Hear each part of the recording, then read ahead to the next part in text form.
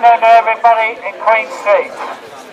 This is the Cardiff Trades Council. Today are organising a rally, one of hundreds up and down the country, in favour of Jeremy Corbyn becoming the leader again of the Labour Party. My name is Bartlett. I'm Secretary of the Cardiff Trades Council, and this has been convened by the Cardiff Trades Council as unionists who also support Jeremy Corbyn at the present time. Now, the background to all this is as follows. I'm sure everybody is aware from their own experience, the last 10 years for ordinary working class people like ourselves has meant nothing but austerity, cuts and privatisation. And in fact, we are now living in the most unequal society in the history of the universe. I don't know if you know, but 1,000 people, the top 1,000 people, now own more wealth than the rest of the planet put together. Can you imagine that? 1,000 people own more than the rest of us put together. Just here in Britain, 42 billionaires control the British economy. There's so few of them that if you put them on a Cardiff double-decker bus, then in fact that's all the room they take. And if there's a driver here from Cardiff Bus who's willing to take that bus over the cliff, then that in fact is problem solved. But of course I don't think that's really more realistic is going to happen.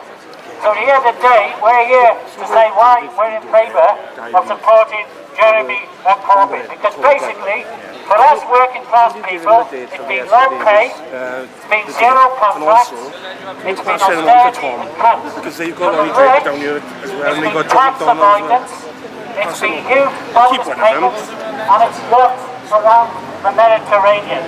And we've saying we've had enough of austerity. We've had enough of this kind of action. And what we want now in the future is a government not for millionaires, but a government for the millions. And that is why we're out today supporting the programme of Jeremy Corbyn. And we've got a list of speakers, which I'll come on to now, but just one brief other word in introduction.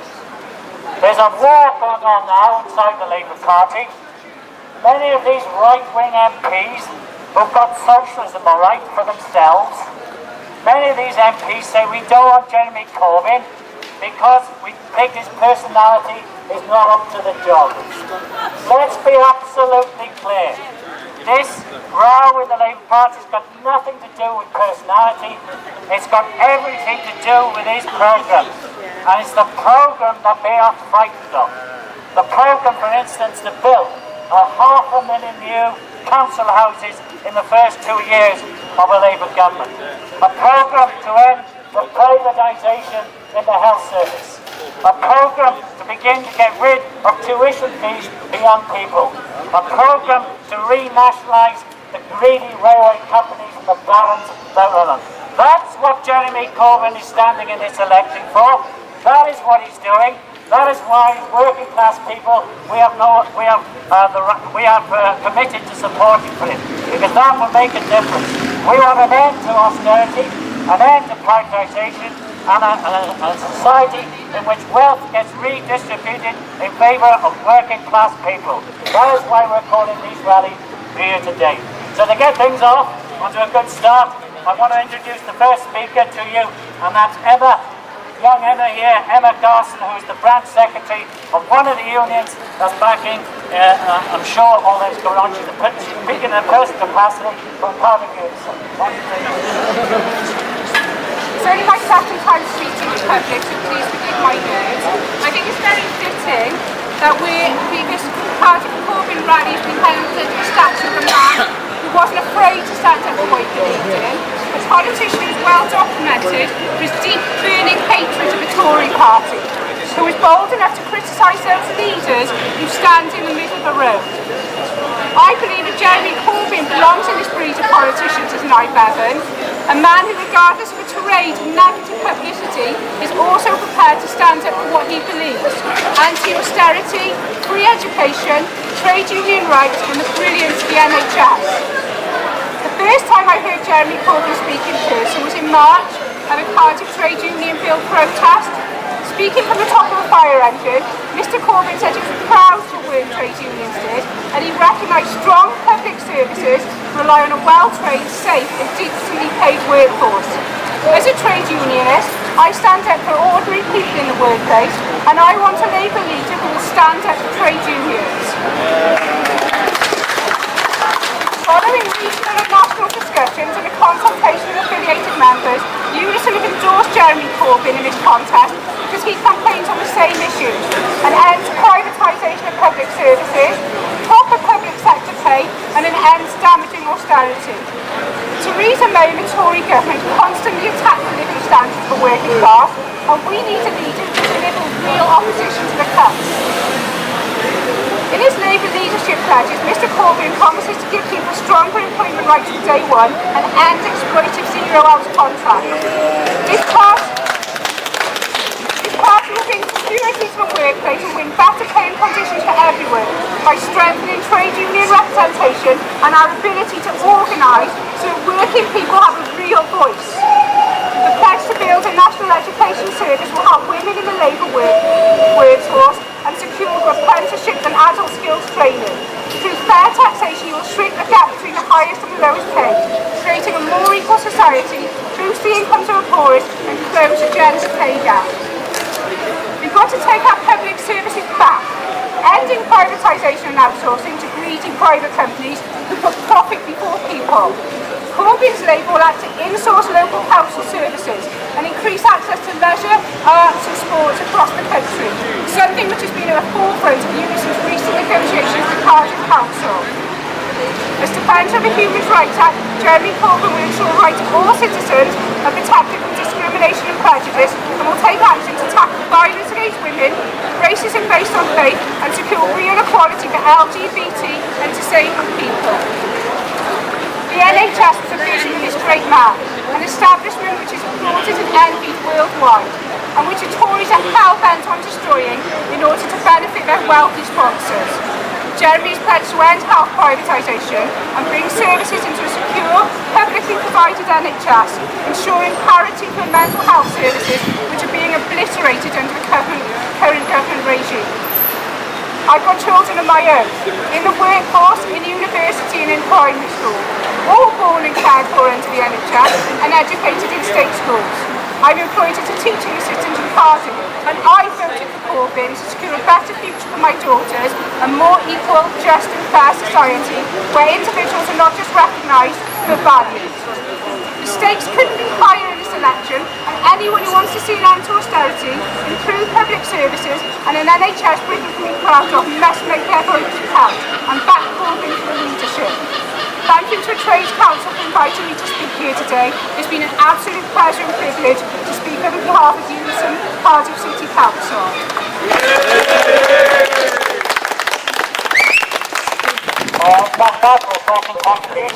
And I'd like to call next Lynn, who's a member of Momentum, one of the activists in the Labour Party at the present time. A warm welcome please to Lynn.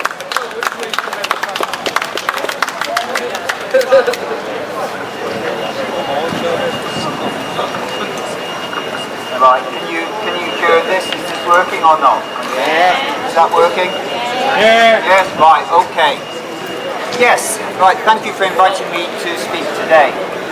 We are indeed in the middle of what sometimes feels almost like the trenches in the Labour Party at the moment, where the battle is being waged against Jeremy Corbyn and against not just him, but against all the people, the hundreds of thousands of people within the party who support him.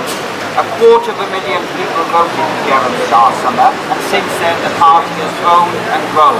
It is now the largest political party in Europe. And yet, for many of the old guard in the party, both MPs and party officials, the surge in membership is seen as a problem and not as an asset. Rather than saying we have all these new members who want to get involved in politics, who want to support the party, who want a new vision for our country, they say No, it's a problem. What can we do to stop them? Can we find some obscure tweet somewhere on social media that we can use to suspend them? Can we change the rules somewhere? Can we get the NEC procedural committee, which many people had never even heard of before, to pass some rules that makes it more difficult for people to participate? Because what we've heard so far, we've heard about the question of the inequality, and that's very true. We've heard about the question of programmes and policies as well. But what's also going on in the party at the moment is a struggle about power. And when you look at it and you see who are the main backers on each side, and you look at who turns up at the rallies, not very many in Owen's case, even if he does offer free ice cream. It's a collection of MPs, of officials, of some councillors, of people with some kind of vested interest in the party. And what do you see on Jeremy's side? You see the activists. You see people from anti-austerity campaigns who have joined the party because they now think there is a hope of doing something within there. You see the Stop the War and peace activists who've joined the party. You see community activists. You see trade union activists. And we're seeing increasingly a lot of very new people. Not always very young people, but new people who are coming to meetings, and Momentum has held meetings in Cardiff recently of over 100 people, who are coming and saying, this is the first political meeting I've ever been to in my life. Because they're inspired by the struggle that's going on, because they want a Britain and they want a world that is fundamentally different from the neoliberalism and the austerity and the warmongering that we have seen over the past generation. And when people say, as they do repeatedly, that Jeremy's not a real leader, I ask, what do you mean by leadership? And for me, the most important things of leadership are firstly, values and integrity. And Jeremy has that. Secondly, I look for judgment and the ability to take critical decisions correctly. And for me, nothing has better summed up in recent months Jeremy's true leadership skills than his response to the Chilcot inquiry. Because he made very clear what his position is as somebody who has always opposed that war and other wars that have been unnecessarily waged by this country. And he talked about the hundreds of thousands of people in Iraq who have died. He talked about British soldiers, 170 I believe, who died in that conflict. And he talked as well about the damage that had been done to British institutions and our own democratic way of life by a government that ignored public opinion on such a major issue and led this country into the biggest foreign policy disaster since the Second World War. And then what did he go through to do? He then went to fulfill the promise he had made in last year's election campaign that he would apologise on behalf of the Labour Party for the mistake that he made in taking this country into war. And when people say, what do you want from a leader? That sums it up. I want a leader I can trust, who believes in what he says, and who, when he makes a promise, will carry it through. And who doesn't make mistakes, like taking this country into war, of supporting neoliberal economics, but actually will stand for us. And that's why when he goes around the country, thousands of people turn out. New people, young people, activists who've been around for many years, people who are just inspired by the fact that we may be able to do something else. So that's what we're about. That's what the struggle is at the moment in the Labour Party. If we win this, we can consolidate the shift to the left in the party, and also the shift towards a new politics, which to me is defined by actually ordinary people, ordinary activists on the ground being the leading force within the party and within politics in this country. And finally, I'm going to make a couple of plugs. I've been handing out some leaflets for the Keep Corbyn event at the Tram Shed on the 5th of September. It's a great evening of music, politics, comedy and so on. It's good fun. And also we managed to secure John McDonnell to come down to Cardiff to speak at City Hall on Thursday evening. So I'd like to invite you all to come along and listen to John, who's a good speaker and also Jeremy's campaign manager. So Thank you for inviting me to speak. Thanks very much, I'm going to ask, we've got some trade union speakers still to come, from the Bakers Union, from the RMT, from Unite, and hopefully a couple more that are turning up as well. But also, this is an opportunity for anybody here who wants to come up as well and say a few words. Because let's make no mistake about it, we are in the most turbulent era in the history of Britain since the Second World War. But it's a war that's been waged against us, ordinary working class people, by the super rich. And therefore, if Labour is to get into power again and carry out a programme in favour of working class people, a programme that can appeal to the millions who haven't voted in elections for years, a programme that can appeal to those who went, Labour voters who deserted for the SNP in Scotland, or indeed Labour voters who deserted to UKIP in England and Wales, then that's the kind of programme that Jeremy Corbyn offers. Because the rump of the Blairites left for the Labour Party represent only one section of society, and that's them. And that is the great difference that we're trying to get across today in this rally of trade unionists for Jeremy Corbyn. So let's call Owen Herbert. Owen is the RMT Regional Secretary for the South West and South Wales. In case you're not sure what RMT is, this is the powerful union that essentially runs our railways, and I'm sure the journalists are going to ask him something about the River Train Wales standing room only later on.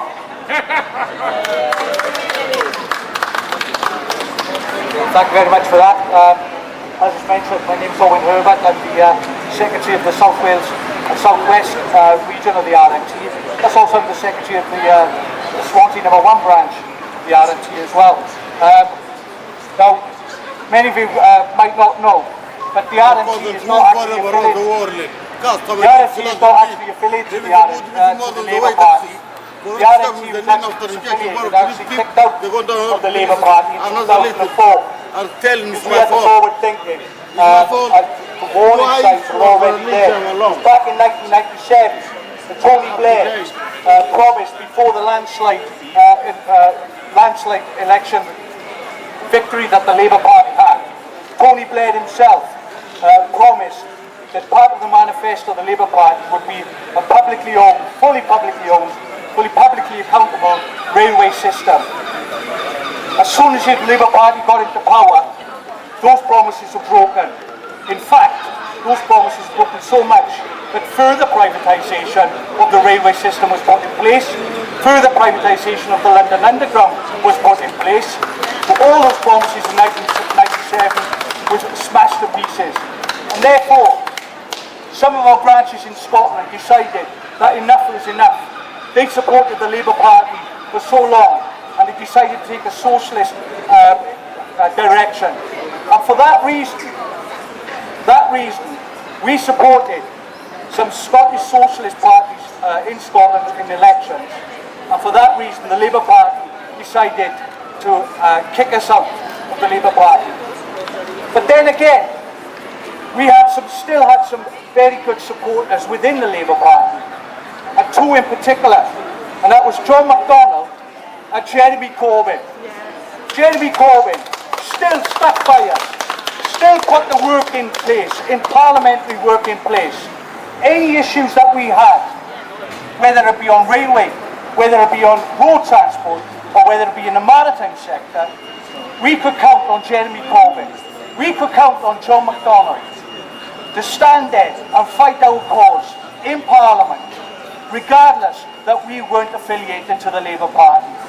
And that's the main reason why the RMT is fully supportive, even as disaffiliates, fully supportive of Jeremy Corbyn in this leadership challenge. Because Jeremy Corbyn is principled through and through, doesn't change, doesn't compromise, will stick with the working people 100%. So therefore the working people need to stick with Jeremy Corbyn 100%.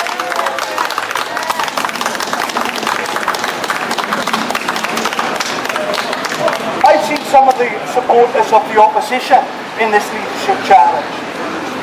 and one in particular who decided to resign from the shadow cabinet, an MP called Lynn Greenwood, who was complaining about Jeremy Corbyn not supporting a campaign that she was supposed to be sorting out for fair rises within the railway industry.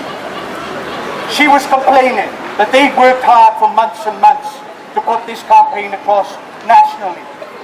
One thing that Lynn Greenwood seems to forget is that Jeremy Corbyn, along with trade unions like the RMT, like Bartlett, like Unison and the TSSA, have been campaigning for the renationalisation of the railways, for the fair pricing system within the railway system for the last 10 years. This isn't a new thing. Jeremy Corbyn has been there throughout all the years of our campaigning, from the streets of Swansea, from the streets of Cardiff, from the streets of Manchester, Leeds, Glasgow, Edinburgh, the whole lot. Jeremy Corbyn has been there. Jeremy Corbyn has stood on picket lines with us. I've never heard of this Lynn Greenwood until this election. I've heard of Jeremy Corbyn and John McDonnell for the last 10-15 years, because they've been there solidly, shoulder to shoulder with us, supporting us, not just railway workers, but workers in general, fighting against inequality, fighting against zero-hour contracts, fighting for trade union recognition from all workplaces, whether it be on the railways or in national health, but also in places like British Home Stores. That's where it should be, fighting against inequality of the bosses against the working people. So what it boils down to, the RMT and other trade unions are fully supportive of Jeremy Corbyn. But the main people that should be supportive of Jeremy Corbyn is the people on the streets. The people on the streets, the 99%, fighting against the 1% who seem to have run this country for the last 30, 40, 50, 60 years. Things have got to change, and it can only change for the better under the leadership of Jeremy Corbyn. So thank you very much for listening to me, and support Jeremy Corbyn. Thank you very much. Thank you very much, Owen. That's what we expect to hear from the RMT. Just before I come the next speaker, just one little story to share with you. About 5 minutes ago, somebody came up to me and says, why isn't there a banner, why isn't there a table for Owen Smith? And I said, well, we're not stopping you. Set your table up over there. We'll even buy your ice cream if it's on sale this time. But in fact, of course, Owen Smith, in my eyes, is what I call a false prophet. He talks left, but he acts in a different way whatsoever. As far as working class people are concerned, we have issues to sort. We have issues to end austerity, cuts, privatisation. And therefore, to anybody walking by, I know most young people are on the way to the pub. Even I will be going to the pub later on, and I say that now as a young person, of course. To all workers going home, take a leaflet, listen to the discussion, because this is a discussion not just about the future of the Labour Party, this is a discussion about the way in which Britain goes itself in the next period of time. Speaker then, I'm going to call Gary. Is Gary around? Gary Johnston, warm welcome please from the Bakers Union. As a regional secretary for the Bakers Union, it would not be right if I did not now tonight speak about what those within the Labour Party have done to our General Secretary. It's an absolute disgrace. Now, Ronnie Draper, he's a man I've known. I've been a member for 25 years. I've been active, shop steward, branch secretary, and now a full-time official for 20 years.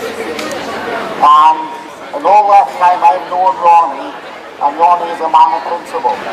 Now, he would not go out and abuse anyone on Twitter. And that is his message he sent out today. Quite simply, he received a letter, it's to do with the tweet, and he doesn't know what the tweet was. It's unidentified. Well, what the hell does that mean? An unidentified tweet? Well, if it's unidentified, how do you know he done it?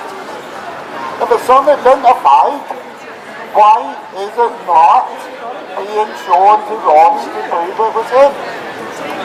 But knowing Ronnie, a Labour member all his adult life, he will not take this standing down, and he will appeal and go to the NEC and argue his case. So we will see in the future what is going to happen. So now, let me say why we are here today handing out leaflets. We know what the media is doing. The mainstream media is picking on, unfortunately, Jeremy and just his point Owen, and they're picking them on the personality. They're not spreading the message of what policies they are coming out with. Because let's face it, whether we talk Owen or not, we are hearing for the first time in decades proper socialist debate within the Labour Party, and that has to be a good thing. But if we are going to win, Jeremy is only one person, and he cannot do it on his own. So we, each and every one of us, need to get out and spread the word, spread the policies that Jeremy's talking about. When was the last time you heard a politician say he was going to build 1 million houses, but 500,000 of them will be council houses? This is the real issues that is affecting people walking past here, whether it be them, the families or the friends. When was the last time someone you knew actually got a council house? They are stuck in private rents, and at any time the landlord can say, sorry, I'm selling up, you need to move on. That is not a home, that is just someone's house. And we need these 500,000 council houses to start and getting people, my family is included. 7 years my sister's been on a waiting list. 7 years. Time for the 99% to stand together. That's all we have to do. Unite together. And together we can achieve a victory for Jeremy. Thank you everyone. There's Gary. Got a couple of speakers left, and then obviously the most important thing after the end of this rally is really to take a leaflet, ask the question, in which direction is Britain going to go in the next period of time? And in whose interest is Britain going to go? Do you remember in 2007 when there was a banking crisis? The government at the time had no hesitation in taking over a few banks and taking them into public ownership. If they can do that for the banks, why can't they do that to the thousands of jobs threatened to British Steel down in Cardiff? To you, to nationalise the steel industry, build it in the interests of ordinary working class people. That's the kind of programme that we as trade unionists are hoping to see in the next period of time if we Corbyn win the next election. Now our last speaker at the present time, can I have one welcome please for Dave Hamblin.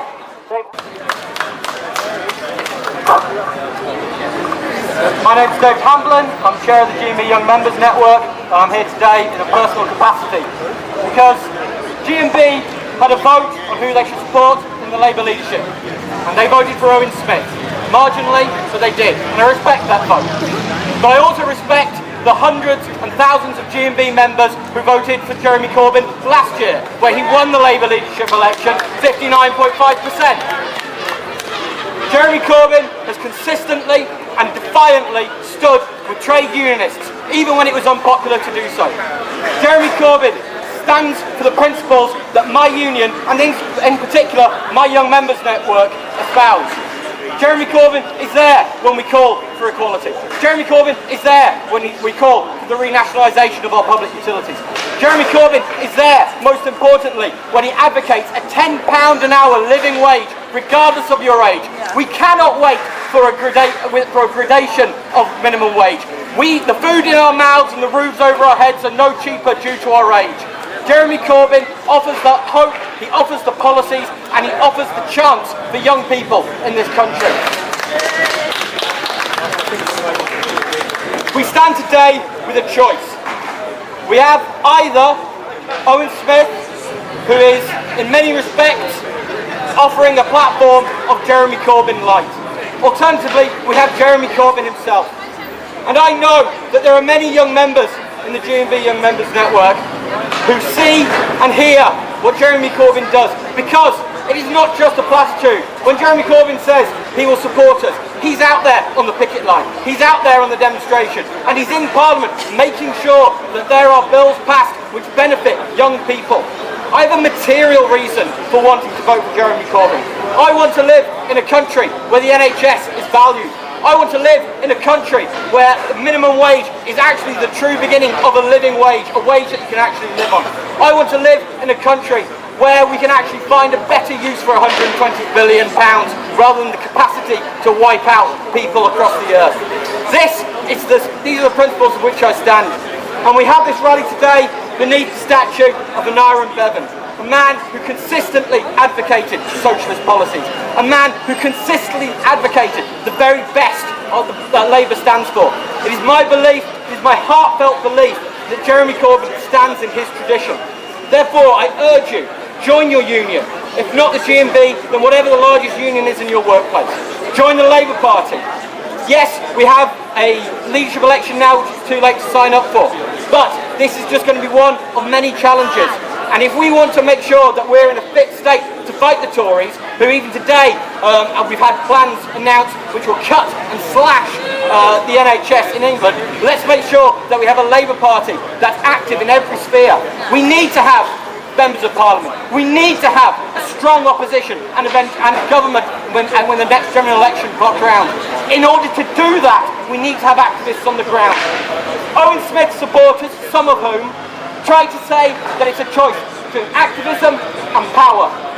They do not seem to understand that power stems from activism. When people see that we're in their communities standing up for them, when people see that we are in every sphere of their lives supporting them and giving them the socialist alternative that they so richly deserve, then they will turn out for us at the ballot box. It is not enough to merely ape the Tories. It is not enough to offer cuts and austerity with a smile. Instead, we must offer a new society.